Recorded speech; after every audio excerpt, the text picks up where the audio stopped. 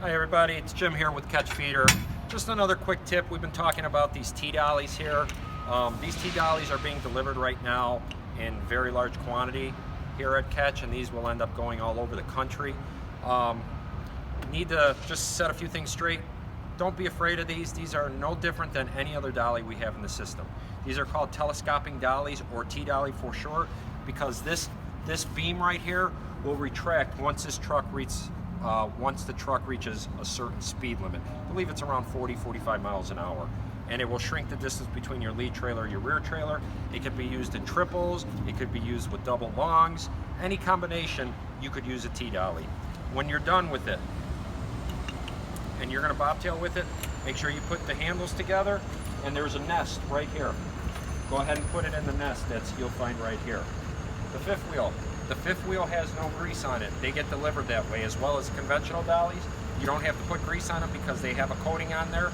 They do not require grease. The service line, when you're done with that, just clip it on here, and you're gonna see these new ones have a clip right here. Put the cord right in there to keep the next driver from backing up on it and pinching the cord. As for the chains, just grab your chain, put it on top,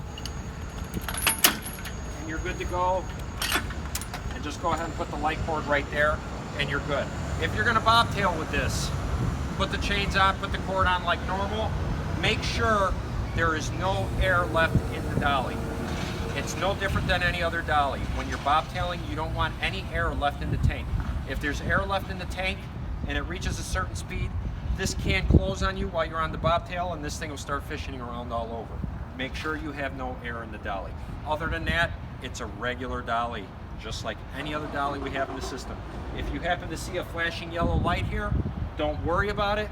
It'll go into fail-safe mode, and what it'll do is it'll operate without telescoping. It'll just keep itself out. Just write it up when you get to your turnaround. All right? Have a good day out there. Be safe.